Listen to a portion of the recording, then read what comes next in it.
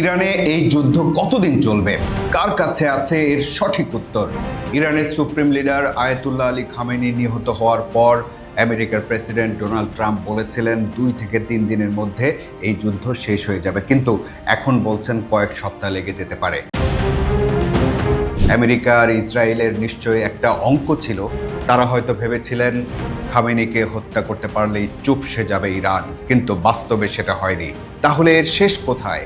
কোন কোন ফ্যাক্টরের উপর নির্ভর করছে এই যুদ্ধের সময়কাল? আমেরিকা কি নিজের খোঁড়া গর্তে নিজেই পড়ল? আমরা এসব প্রশ্নেরই উত্তর খুঁজব এই ভিডিওতে। আমি মঞ্জুরুল করিম আপনাদের স্বাগত জানাচ্ছি প্রেক্ষাপটে।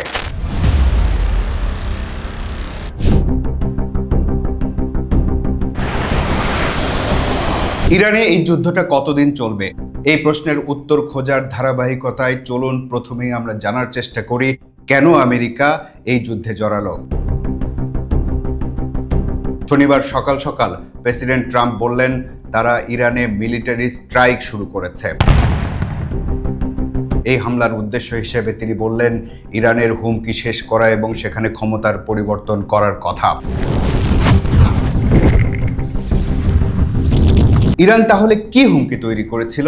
প্রেসিডেন্ট ট্রাম্পের ওই বক্তব্য অনুসারে ইরান সরাসরি আমেরিকা, তাদের সেনাবাহিনী, বিদেশে থাকা সামরিক ঘাঁটিগুলো এবং আমেরিকার বন্ধু রাষ্ট্রগুলোর জন্য অত্যাসন্ন হুমকি তৈরি করেছিল। এই যুক্তিতেই আমেরিকা আর ইসরায়েল হামলা করলো ইরানে।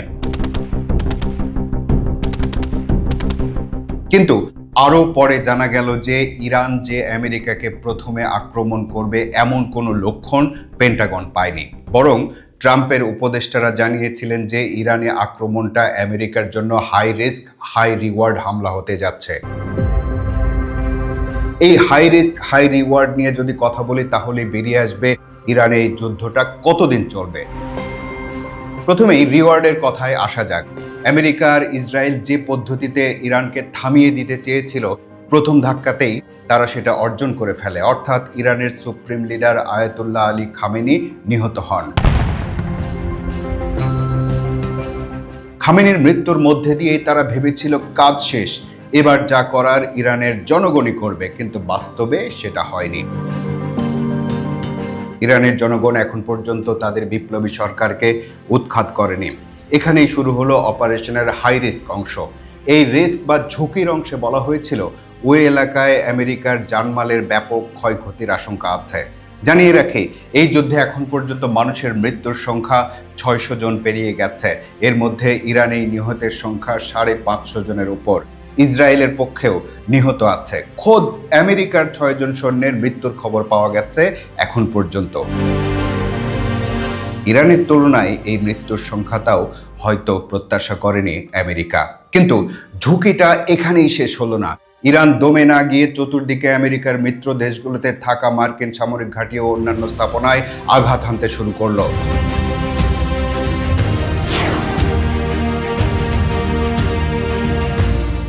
দেশগুলো হলো Israel, Lebanon, Saudi Arab, Arab Emirates, Qatar, Kuwait, Bahrain, Jordan, Oman, Iraq ও সাইপ্রাস। এর মধ্যে ইসরায়েল আর আমেরিকা ইরানের জনগণের প্রতি দেশের দায়িত্ব বুঝে নেওয়ার জন্য বারবার আহ্বান জানাতে লাগলো, কিন্তু ইরানের ভেতরে তেমন কোনো ঘটনা এখনো ঘটেনি। বরং দুবাইয়ের বিলাসবহুল ভবন আর বিমানবন্দর থেকে শুরু করে ইসরায়েলের প্রধানমন্ত্রী নেতানিয়াহুর বাসভবন পর্যন্ত বিস্তৃত হলো ইরানের হামলা। মধ্যপ্রাচ্যের আকাশে এখন কোনো যাত্রীবাহী বিমান চলছে না, শুধু ফাইটার প্লেন, মিসাইল আর ড্রোন।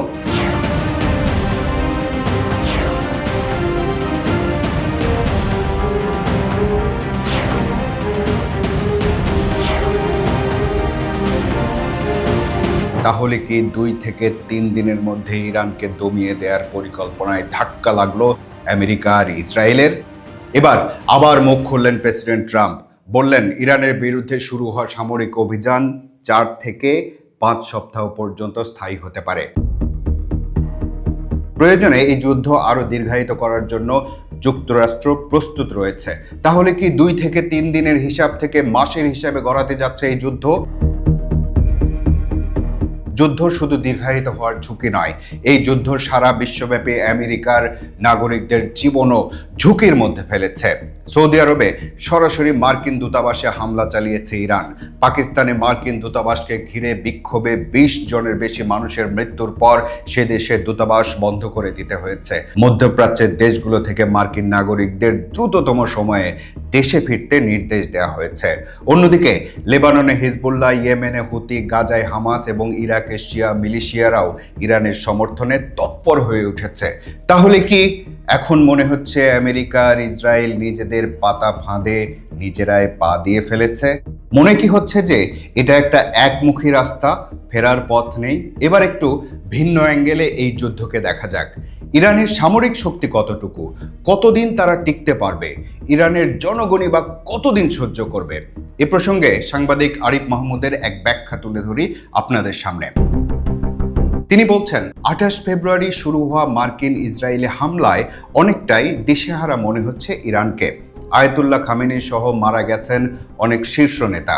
ইরানের 1000-এর বেশি লক্ষ্যবস্তুতে আঘাত হয়েছে। মার্কিন ও ইসরায়েলি বাহিনী মূলত টমাহক ক্রুজ মিসাইল, হাইমার্স ও লুকাস ড্রোন ব্যবহার করছে, আর আত্মরক্ষায় ইরান ব্যবহার করছে প্যাট্রিয়ট থার্ড এবং SM-2 ও SM-6 মিসাইল। তবে মার্কিন লুকাস ড্রোন আসলে ইরানের বহুল ব্যবহৃত শাহেদ ড্রোনের কপি। এদিকে গাজা ও লেবানন যুদ্ধ এবং ইসরায়েলের সঙ্গে 12 দিনের সংঘর্ষের অভিজ্ঞতা থেকে ইরান বুঝতে পেরেছে যে যুদ্ধ শুরু হলে ইসরায়েলিরা যে কোনো উপায়ে ইরানের নেতৃত্বকে ধ্বংস করবে, তাই সেভাবেই তারা প্রস্তুতি নেয়।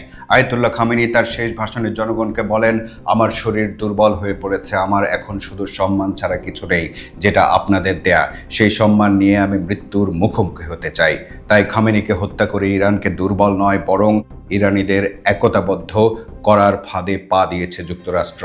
ইরান প্রথম 2 দিনে হামলায় তাদের পুরনো মিসাইল ও শাহেদ ড্রোন ব্যবহার করেছে।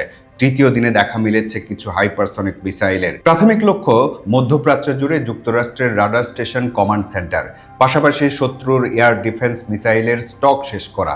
ভিডিওতে দেখবেন একটা ইরানি মিসাইল ঠেকাতে 11টি ক্ষেপণাস্ত্র ছোড়ার পরেও সেটা আঘাত হানে। এই 11টি মিসাইলের দাম $20 থেকে $100 মিলিয়ন। ইরানের মিসাইলের দাম $2 থেকে $10 মিলিয়ন, শাহেদ ড্রোন $20,000। অঙ্কটা বুঝতে পারছেন? এটাকে বলে ওয়ার অফ এট্রিশন। এভাবে চলতে থাকলে 1 সপ্তাহের মধ্যে আমেরিকা ইসরায়েলের এয়ার ডিফেন্স মিসাইল ফুরিয়ে যাবে। এদিকে ইরানের পাহাড়ের নিচে বাংকারে 10,000-এর বেশি আধুনিক মিসাইল জমা আছে ফাইটার জেট। এ কারণে আজ আমেরিকানরা খুব তোড়জোড় করছে বাকি আরব দেশগুলোকে যুদ্ধে যোগ দিতে। এদিকে কুয়েতিরা ইরানের মিসাইলে দিশেহারা হয়ে প্যাট্রিয়ট মিসাইল দিয়ে একটা দুটো নয় 3-3টে মার্কিন F-15 ফাইটার প্লেন ধ্বংস করে দিয়েছে। ভাগ্যিস পাইলটরা বেঁচে গেছে। এসব কাঁচা দেশগুলো যুদ্ধে যোগ দিলে তাদের মিসাইল তেহরানের বদলে তেল আবিবে হিট করবে না কে বলতে পারে? তবে ইরানিরা জানে প্রতিপক্ষ ভয়ানক শক্তিশালী, এটা তাদের অস্তিত্ব রক্ষার লড়াই। কয়েক হাজার বছর ধরে এই পারস্য সভ্যতা এমন বহু শক্ত প্রতিপক্ষ মোকাবেলা করেই টিকে আছে। ওরা দুর্বল বা ভীরু নয়। পার্সিয়ানরা গর্বিত জাতি। ওদের সবচেয়ে বড় সমস্যা চারপাশে হাজারো মোসাদের চর, যারা সব লুকানো অবস্থান প্ল্যান মুহূর্তেই ফাঁস করে দিচ্ছে। সাবেক প্রেসিডেন্ট আহমেদিনেজাদের ঘটনাটি দেখুন। তার বাসায় ইসরায়েলি হামলার পর ইরানিরা জানায় তিনি মারা গেছেন, কিন্তু পরদিন তার এক সহকারী পরিচয় লুকিয়ে তুর্কি মিডিয়াকে জানায় তিনি বেঁচে আছেন। একটু আগে কথা হয়েছে। এই হলো মোসাদ। ইসরায়েলিদের নিশানা থেকে বাঁচাতে ইরানিরা উনাকে মৃত ঘোষণা করে, কিন্তু এখন আবারও হামলা হবে। উনার বাসায় হামলার সময় 3 দেহরক্ষী মারা যায়, তখন তিনি সেখানে ছিলেন না। তার মানে ইসরায়েলেরা তার দেহরক্ষীদের ট্র্যাক করেছিল। মার্কিন কর্মকর্তারা বলছে তারা যেমন ভেবেছিলেন খামেনিকে হত্যার পর ইরানে মার্কিন আজ্ঞাবহ সরকার বসে যাবে, তেমনটা খুব শিগগিরই হচ্ছে না। যুদ্ধ আরও অনেক দিন চলবে। এদিকে বেশ কয়েকজন মার্কিন সেনা মারা গেছে। ট্রাম্প বললেন হতাহত আরও বাড়বে। চীন ইরানকে টার্গেটিং স্যাটেলাইট ডেটা দিচ্ছে। চীন থেকে সরাসরি ইরান পর্যন্ত রেল লাইনও আছে, আর ইরান থেকে কাস্পিয়ান সাগর পেরোলেই ওপারে রাশিয়া। এই সংঘাত যদি শেষমেশ ইউক্রেন যুদ্ধের মতো প্রক্সি ওয়ারের রূপ নেয়, তাহলে সাপ্লাই রুট নিয়ে অন্তত সমস্যা হবে না। এখন দেখবার বিষয় হলো আগে কার দম শেষ হয়, পার্সিয়ান, আমেরিকান না ইসরায়েলিদের। আপনি কি এই বক্তব্যের সাথে একমত? আমি পুরোপুরি নই। এখানে আবেগের প্রাধান্য আছে। প্রথম কথা হলো ইরানের মজুদ কতটুকু আর নেতৃত্ব কারা দিচ্ছে। ইসরায়েল আর আমেরিকার চেয়ে ইরানের মজুদ দ্রুত শেষ হওয়ার আশঙ্কা বা সম্ভাবনা আছে, আর মাঝখানে একা পড়ে যাওয়ায় অন্য কোনো দেশ থেকে সাপ্লাই আসবে সে সম্ভাবনাও কম। সেদিকেও নিশ্চয় নজর আছে আমেরিকা আর ইসরায়েলের। চীন আর রাশিয়া এই যুদ্ধের সমালোচনা করলেও সরাসরি ইরানের পক্ষ নেয়নি, তাই তারাও যে সামরিক শক্তি নিয়ে ইরানের পাশে থাকবে এমন কোনো সম্ভাবনা দেখা যাচ্ছে না। সেক্ষেত্রে উভয় পক্ষই এখন একে অপরের শক্তি নিঃশেষ হওয়ার জন্য অপেক্ষা করছে। ইরানের জন্য আরেকটি নেতিবাচক দিক হলো কার নেতৃত্বে এখন ইরান চলছে সেটা পরিষ্কার নয়। আলী খামেনির মৃত্যুর পর যদি কোনো কমিটি দ্বারা সবকিছু পরিচালিত হতে থাকে তাহলে তাদের মধ্যে দ্বন্দ্বের সম্ভাবনা অনেক। সেই দ্বন্দ্ব শুরু হলে পুরো ইরানই গৃহযুদ্ধের ঝুঁকির মধ্যে পড়ে যাবে। আর ইরানের জনগণ যদি এই সরকারকে উৎখাত করে তাহলে ইসলামী বিপ্লবী গার্ড, পুলিশ বা রাজনৈতিক কর্মী সমর্থকদের পরিবর্তিত সরকারের সাথে মিশে যাওয়ার সম্ভাবনাও কম, কারণ তারা জানে পরিবর্তিত সরকার এলে তাদের অস্তিত্ব রাখবে না। তখন পুরো দেশে ভিন্ন ভিন্ন গ্রুপ বা দল তৈরি হবে। আর এই গৃহযুদ্ধ শুধু যে ইরানের মধ্যে আটকে থাকবে তা নয়, ছড়িয়ে যাবে মধ্যপ্রাচ্যের অন্য দেশগুলোতেও। তখন যে শান্তির দোহাই দিয়ে ইরানে আক্রমণে সমর্থন দিয়েছিল মধ্যপ্রাচ্যের দেশগুলো, সেই শান্তি বহু দূর পালিয়ে যাবে। এমনকি খোদ ইসরায়েলও শান্তিতে থাকতে পারবে না।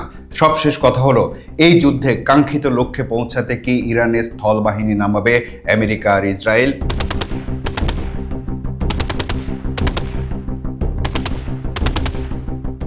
আমেরিকা এই সম্ভাবনাকে এখনো উড়িয়ে দেয়নি, তবে ইতিহাস বলছে এয়ার স্ট্রাইক বা শুধু বিমান হামলা করে এখন পর্যন্ত কোনো যুদ্ধে কেউ জয়ী হতে পারেনি। বিশেষজ্ঞরা বলছেন ইরানের ক্ষেত্রেও তা হবে না। তাহলে কি শেষ পর্যন্ত স্থলবাহিনী নামাতেই হবে? আর সেটা যদি হয় তাহলে আমেরিকা আর ইসরায়েলের উড়ে গিয়ে ফিরে আসার স্বপ্ন পূরণ হবে না।